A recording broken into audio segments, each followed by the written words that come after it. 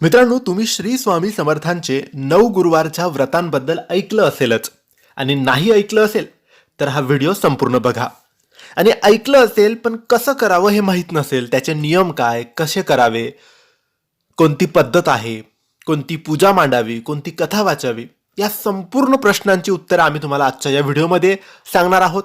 आणि हे व्रत कोणी करावे, कशासाठी करावे, हे व्रत करून काय मिळतं, हे सगळं आम्ही तुम्हाला सांगणार आहे.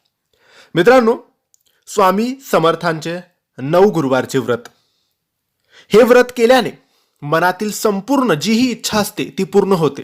तसेच जीवनात कोणत्याही प्रकारच्या अडचणी येत नाही, अशी अनेको भाविकांची श्रद्धा आहे. तसेच आपल्या जीवनात यश मिळवण्यासाठी आणि कुटुंबात सुख समृद्धी नांदावी यासाठी भाविक गुरुवारचे हे व्रत करतात. ज्याला नोकरी हवी असते तो नोकरी मिळवण्यासाठी करतो. ज्याला चांगली वधू, चांगला वर, योग्य ठिकाणी विवाह व्हावा असं वाटतं, विवाह जमत नाही अशा समस्या असतात, त्यांनी हा व्रत करावं. ज्यांच्या घरात कटकटी, भांडण, वादविवाद आहेत, पती व्यसनाचा आहारी गेला आहे, त्यांनी हे व्रत करावं. नोकरीत प्रगती होत नाही, पगारवाढ होत नाही, त्यांनी हे व्रत करावं. व्यापार चालत नाहीये, व्यापार मंदावलेला आहे, खूप डोक्यावर कर्ज झालेला आहे, पैसा टिकत नाहीये, पैशाच्या समस्या आहे, त्यांनी हे व्रत करावं. ज्यांना संतान नाही त्यांनी संतान प्राप्तीसाठी हे व्रत करावं. भरपूर अशा गोष्टी असतात ज्या आपल्याला हव्या असतात, वस्तू असेल किंवा व्यक्ती असेल, पण ते मिळत नाही. कुठेतरी काहीतरी अडचण येते, मार्ग मिळत नाही, प्रश्नांची उत्तरे मिळत नाही, स्वतःचं घर हवं असतं, घर घेतलं जात नाही, आणि भरपूर गोष्टींचा सामना आपण करत असतो. तर या सगळ्या गोष्टींसाठी, सगळ्या गोष्टी मनासारख्या व्हाव्यात, सगळ्या इच्छा पूर्ण व्हाव्यात, यासाठीच स्वामी समर्थांचे 9 गुरुवारचे व्रत भक्त स्वामींचे सेवेकरी करत असतात.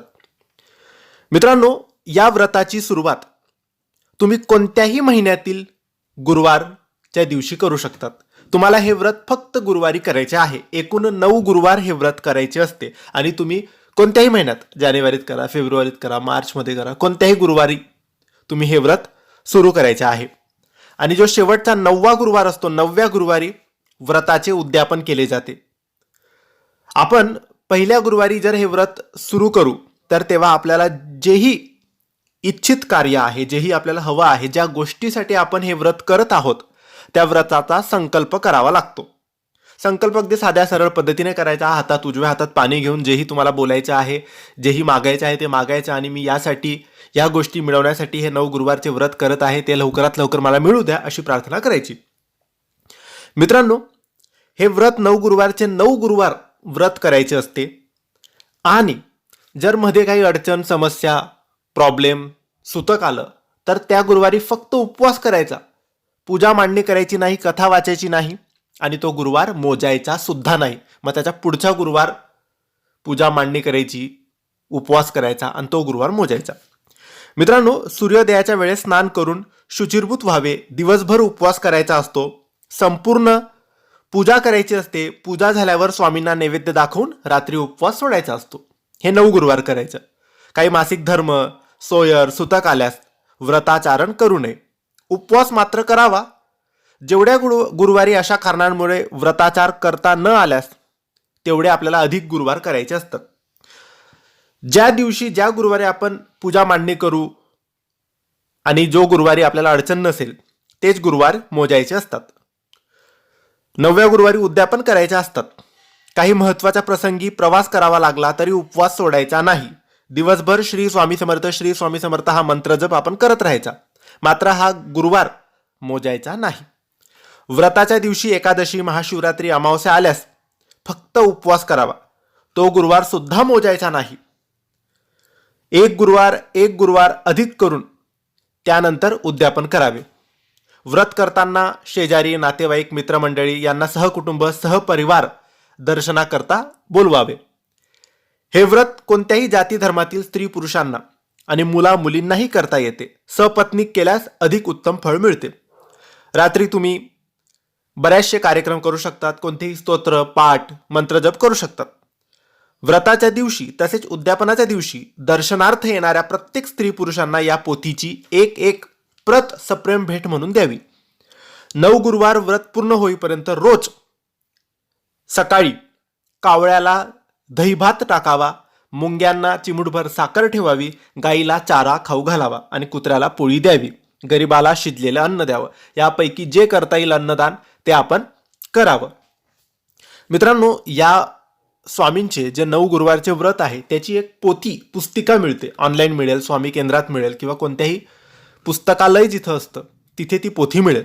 तर ती पोथी तुम्ही घ्यायची आहे आणि त्याच्यामध्ये पूजा सामग्री, नियम आणि कोणती कथा वाचायची ती कथा सुद्धा दिलेली आहे.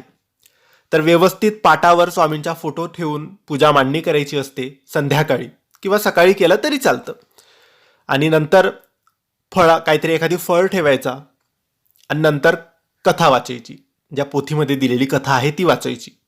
संध्याकाळी जेही आपण शुद्ध शाकाहारी जेवण करू तो स्वामींना नैवेद्य दाखवायचा आणि तोच नैवेद्य आपण घ्यायचा आणि उपवास सोडायचा. उपवास असताना आपण फलाहार करू शकतो, मिठाचं तिखट खायचं नाही. अशा रीतीने तुम्ही या 9 गुरुवारच्या व्रताचे उद्यापन आणि पूजा पाठ करू शकतात. आता उद्यापनाच्या दिवशी आपण काय करायचे? तर मित्रांनो, उद्यापनाच्या दिवशी तुम्ही स्नान करून धूप दीप दाखवावा. स्वामींच्या व्यतिरिक्त इतर देवांची सुद्धा पूजा करावी. आपण 5 किंवा 7 किंवा 9 मुलांना किंवा मुलींना अन्नदान देऊ शकतो घरी बोलावून, किंवा बाहेर जाऊन कोणत्या गरिबांना अन्नदान देऊ शकतो. घरी जेवढेही लोकांना तुम्ही पूजेसाठी किंवा प्रसादासाठी बोलवाल त्यांना स्वामींची एक एक पुस्तिका तुम्ही भेट म्हणून देऊ शकतात. मित्रांनो, जेव्हा आपण ही कथा वाचू त्याआधी स्वामींची अष्टनामावली सुद्धा वाचावी, बोलावी. श्री स्वामी समर्थांचे अष्टोत्तर नामावली आहे, ज्यामध्ये श्री स्वामी समर्थांचे 108 नावं, 108 मंत्र आहेत, ते तुम्ही वाचायचे आहेत. आणि त्यानंतरच ही कथा वाचायची आहे. जी कथा तुम्हाला ऑनलाईन सुद्धा मिळेल किंवा पोथी सुद्धा मिळेल. कारण कथा खूप महत्त्वाची आहे. कथा नसेल तर मग उपवास करून काही उपयोग नाही, कारण कथा वाचणं खूप महत्त्वाचं असतं.